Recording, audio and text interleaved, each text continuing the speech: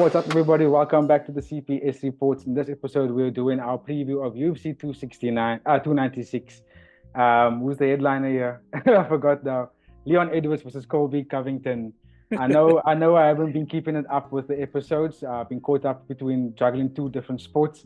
But now that the team is growing a little bit bigger, we were able to cover more of the different sporting events. That being said, let me introduce you to the new potential host for the fight content, someone that is as enthusiastic as I am about it. My older brother, Jedi Kibido. What's up, bro? You good? Yo. Thanks for having me, bro. Yeah, I'm excited to be on the show. Thanks for my debut. Yeah, I'm super amped about it because I was talking to this about Nate not long ago about saying I would like to introduce someone else on the show. I don't really want to do it alone, but I need someone that is as enthusiastic about the sport, someone that wants to talk about the fight content.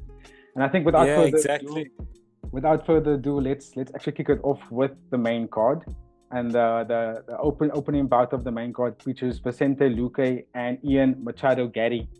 Give me your thoughts on this one. We know what Vicente Luque offers to the sport, but what do you think about Ian?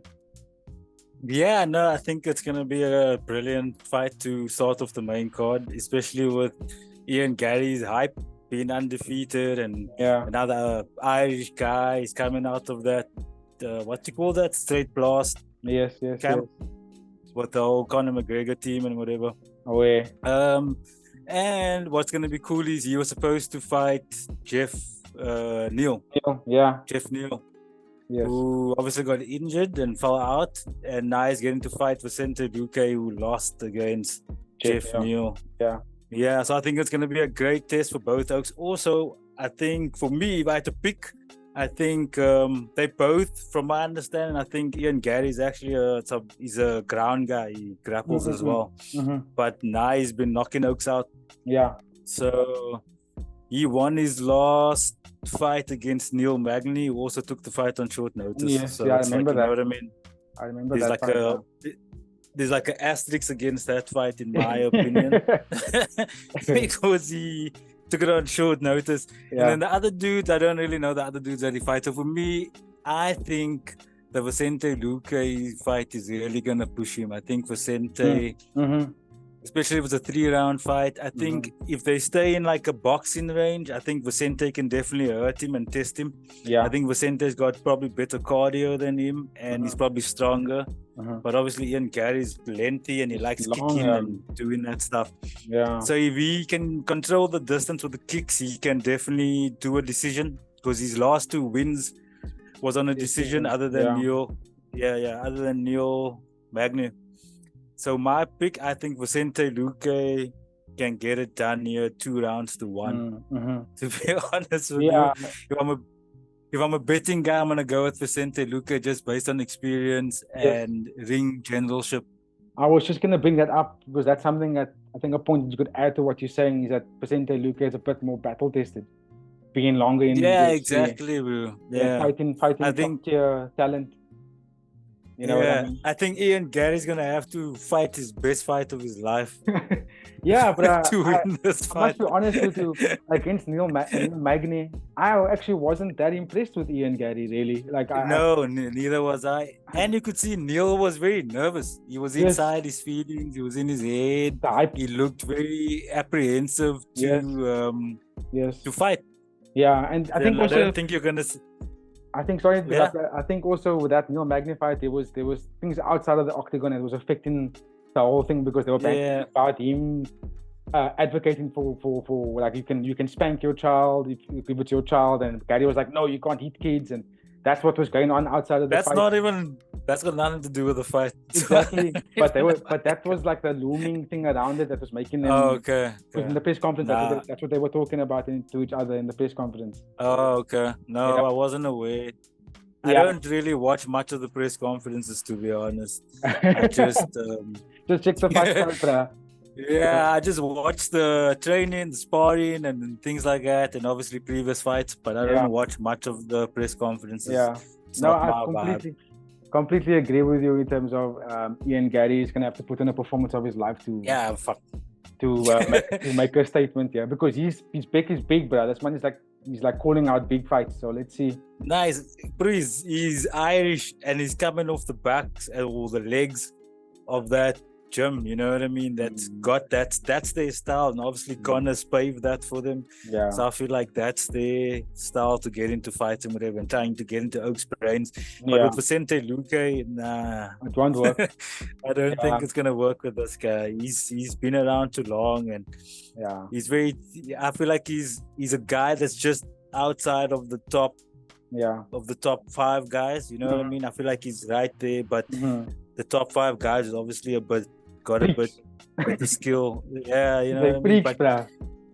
And what's going to be cool for Vicente Luque is that if he wins this fight, it means that he's going to fight Jeff Neal again. That's probably going to be a rematch. I think, you know what I mean? That's going to be a good rematch fight. Yeah. I couldn't disagree there. Moving on to I'm also agreeing with you there. You said you, as a betting man, you would bet on Vicente. I also would agree on that. I think Vicente would most likely take the victory there. Let's move it on to the next bout, which is a lightweight bout between Tony Ferguson and Paddy the Baddie Pimblett. You're shaking your head there. I personally feel like this is Tony Ferguson's retirement fight. I don't know what you think. I feel so too. I think so. For me, I feel like the UFC is it's given Tony a very hard fight to overcome here. Even with his last fight, I can't remember who he fought last, but it was also like, Bobby Green. Bobby Green lost submission. So that was more in the balance. I feel like Tony could have maybe done something there, but I just feel like this Paddy fight, he's walking into a beating again, and I feel really bad for him because Paddy's also not that Paddy's. I think Paddy fought last. Let me check here. I think he fought last year. December 10th. December. Yeah. So that's also like both Oaks haven't fought for a long time, but Paddy is on a 3-fight win streak. Yeah.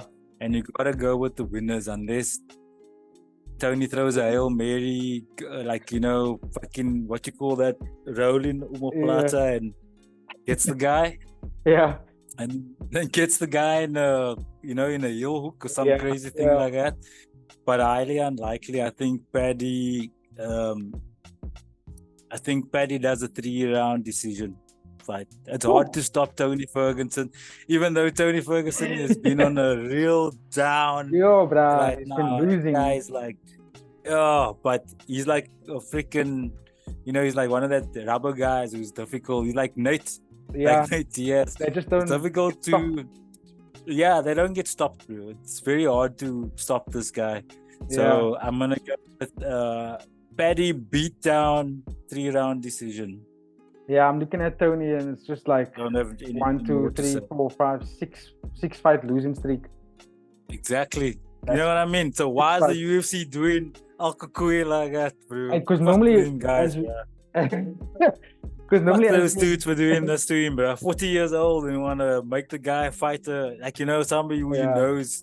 Like, I promise you, the betting odds is probably like heavily in Paddy's favor. Like less than.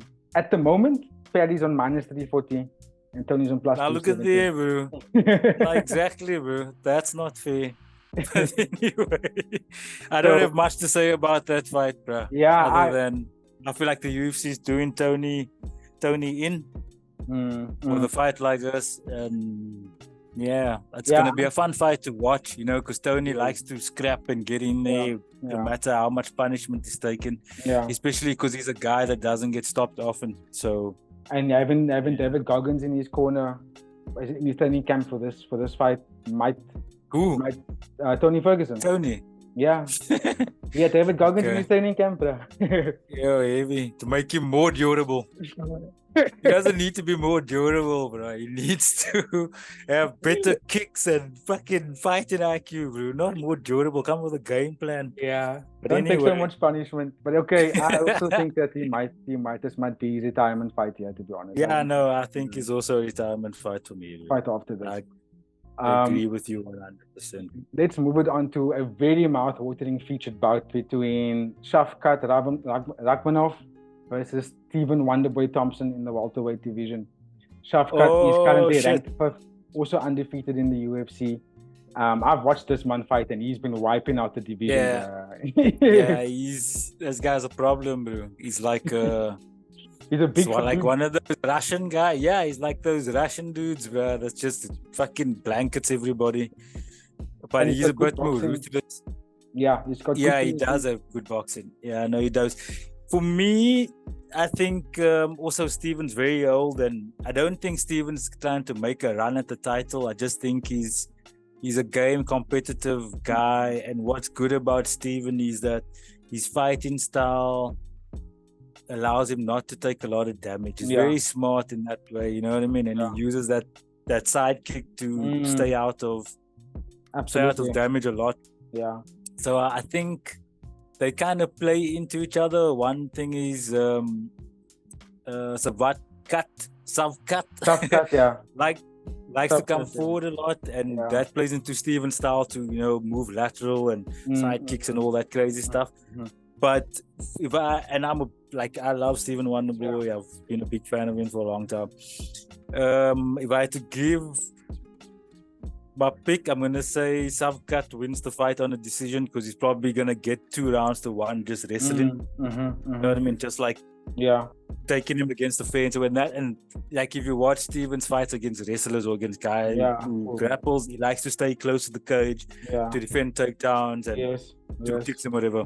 And that's kind of how I see the fight playing out. So I can see like round 1 being very competitive, because it's going to be fresh. And maybe if Savkat can land the takedown, it will go his way. But I feel like the fight's going to be mainly against the cage. Yeah.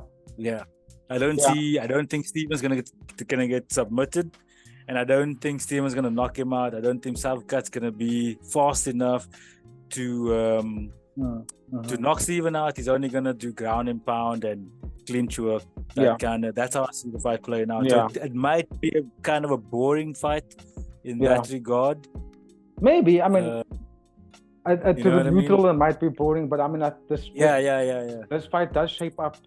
Based on what you just described now with the 2 different styles, it shapes up for me as a very interesting fight to watch, because it's going to be a very exactly how you said it, bro. Like, I think it's going to be interesting for guys who like to watch fights and been watching fights for a long time. And for folks who want to see people rock 'em, sock 'em, it's not going to be that kind of fight. Okay, rather go watch One Championship Muay Thai fight night. No, what's that?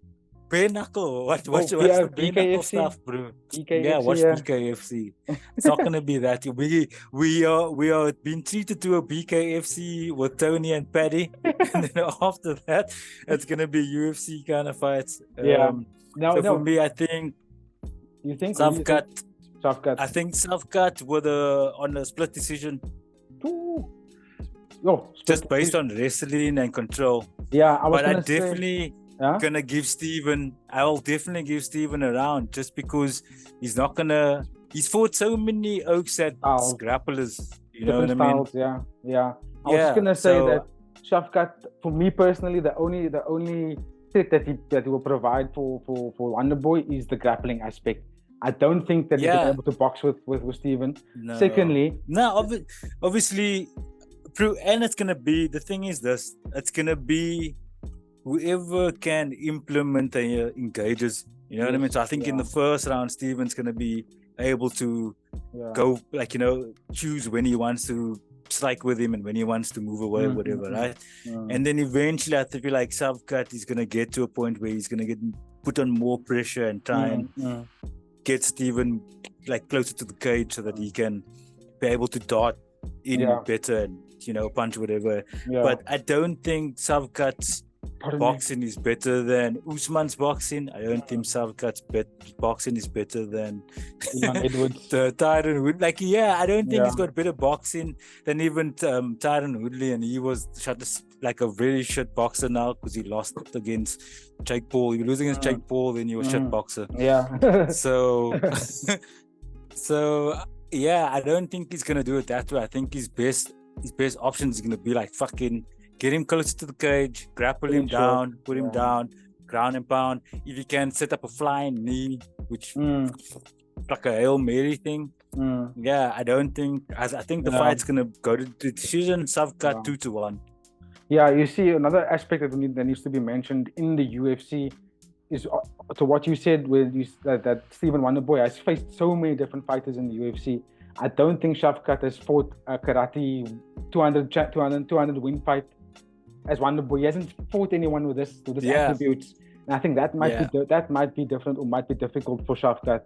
But again, a split decision is a very good point. My heart wants Stephen Wonderboy to take it, but Shavkat is the younger one. He's got the youth. I think he's gonna. He's longevity. got a road, yes, to still go through. I think exactly, bro. And our judges can play into silly things. So no, that's very true. Very true. Judging is always crazy, bro. That's very true.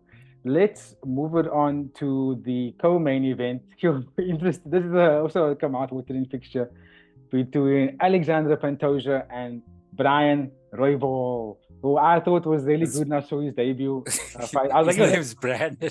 What did I say? Byron. Brandon Royval. His name's Brandon, bro.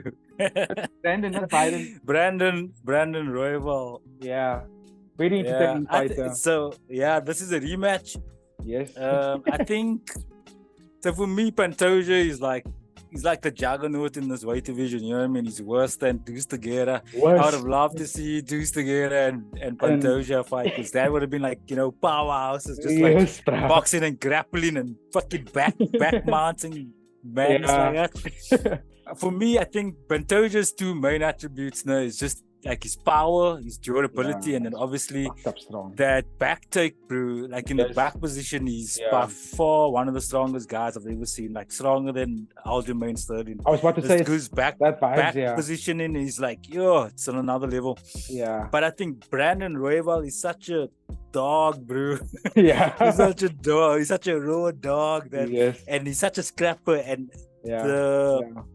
the pace that he fights at, I think, is gonna be a buzz for Pantoja. Even though I know this is a rematch fight, Pantoja took the back, choked him out. But before that, you could see how uncomfortable Pantoja was with Brandon Royval's pace, and how he's just always putting on the pace.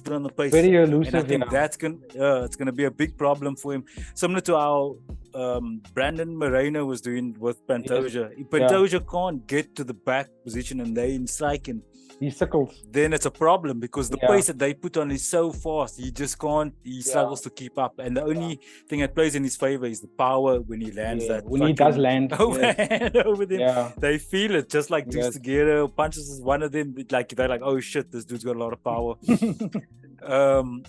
So I think if Brandon Royval can limit the back takes, limit the guy getting to his back, which I don't think he's going to be able to stop, but if he can limit that or get up back to his feet quicker, he's got a chance. You know what I mean? But for Pantoja, I feel like he's so strong in the wrestling, and he's so smart with walking back and then timing it, or like, or he walks back and darts to the right hand, or he walks back and goes with like his timing on it is so good.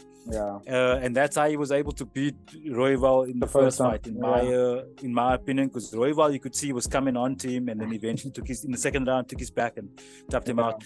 So for me, I feel like that can obviously happen again. The confidence is going to be in Pantoja's corner, but I feel like maybe Pantoja 4-1 on a decision. Really? You think it goes to decision? I think Pantoja 4-1 on a decision.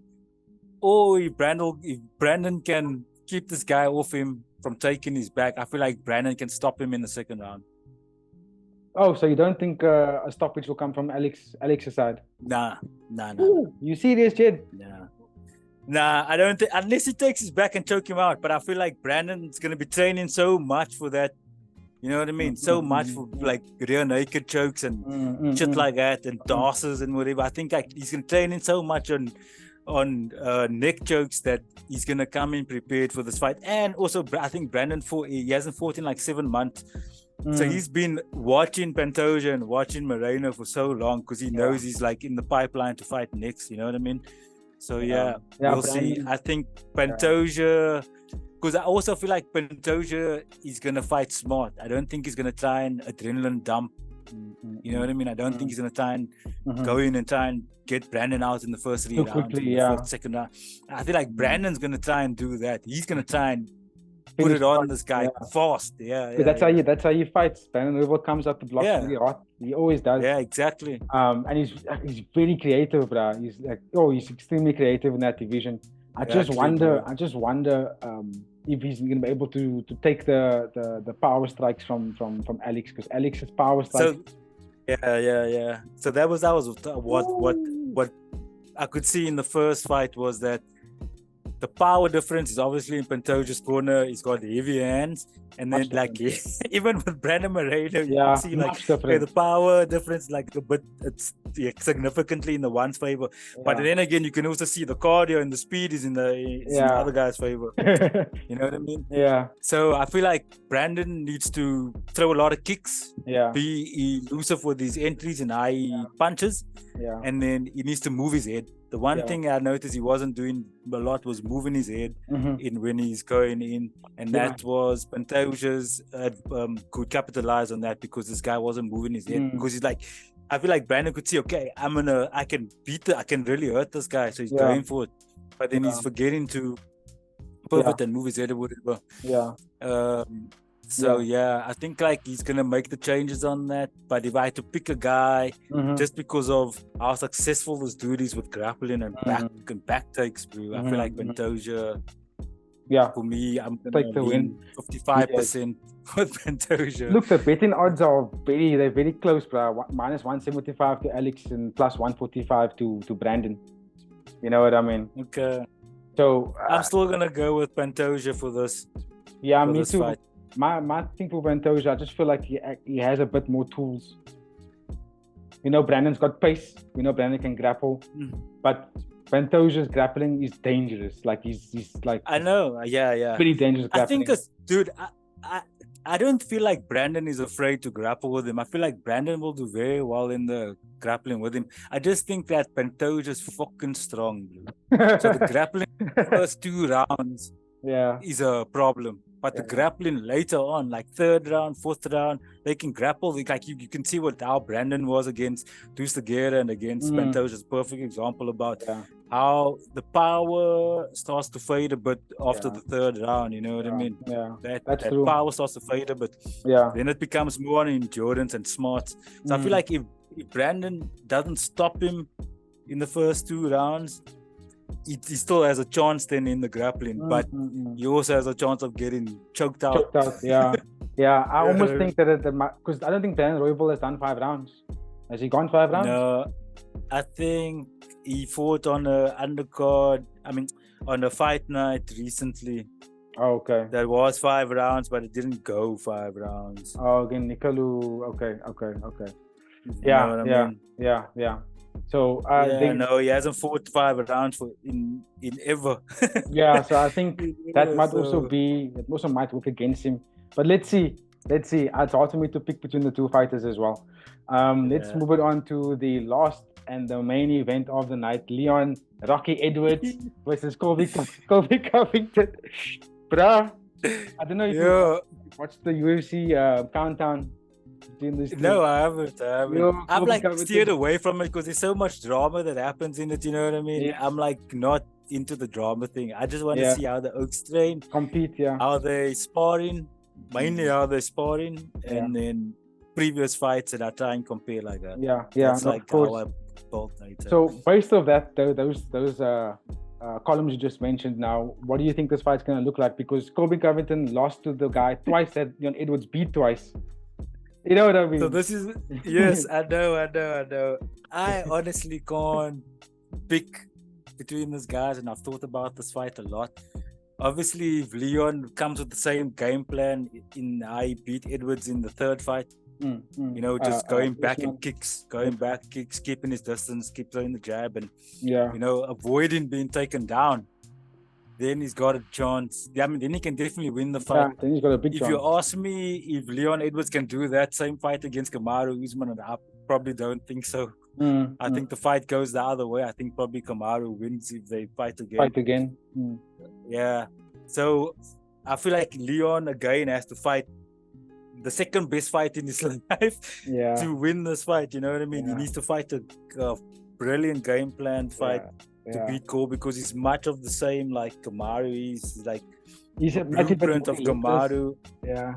But I don't think as good of a wrestler. Like his wrestling is definitely up top there. Class, bro. But I don't think, But I don't think, he's a top wrestler. So for me, I feel like Colby can win this fight just based on the fact that he knows that Edwards is not gonna shoot on him. Yeah. He's not gonna initiate the wrestling. Yeah, unless he's getting beaten up, or he wants to surprise Edwards, or he wants to test. Or he wants to surprise Covington, or test Covington, or maybe take a bit of the gas tank away from Covington. Like, just that kind of things, or keep him guessing, like, hey, I will shoot on you. But the likeliness of him shooting on Covington is not going to happen. I think if anybody's going to shoot, it's going to be Covington. Yeah. That's going to shoot. Yeah. I don't think Covington is going to shoot in the early rounds also. I think Covington might shoot later. Yeah. So I think that's it's going to be, the first 2 rounds is going to be super competitive. Yeah. And I feel like Covington's going to be the guy pushing the pace more, just because he feels like you can beat him. Gas tank then. Just because he feels like this guy's not going to shoot. I feel like my wrestling is better. I feel like if I push him back more, it will tire him out. Like, just that kind of thing. Yeah. So for me, dude, I can't pick between these guys, to be honest with you. I don't know. I feel like Covington probably got better boxing. Leon's got better distance control and kicks and karate and whatever. Covington's got better wrestling. The gas tank, I feel, is even. I feel like it's probably even. I feel like Leon might surprise us even, just because he's been 5 rounds twice now with a guy that's a high pressure fucking fight. Yeah, so I feel like his gas tank might even be better than Covington's. Or it's gonna be the same, you know what I mean? I feel like it's gonna be the same. I feel like both guys can knock each other out. I feel like Edwards can knock Covington out. Covington can definitely knock Edwards out. So I don't know. I wouldn't bet on this fight. I also wouldn't bet on it. I'll just watch this fight. I will say this. There is one thing that I think that Covington has over anyone in that division is the relentless pressure. Because even when he was taking a puck against Usman, he still initiated all the wrestling exchanges. He still initiated the exchange. He initiated it all. And he just got counted. He just got counted a lot by Usman. And I think that's what will be the key to victory for Colby Covington in this fight. He's just relentless. Stay on Edwards the whole time. That's what's probably going to get him the win.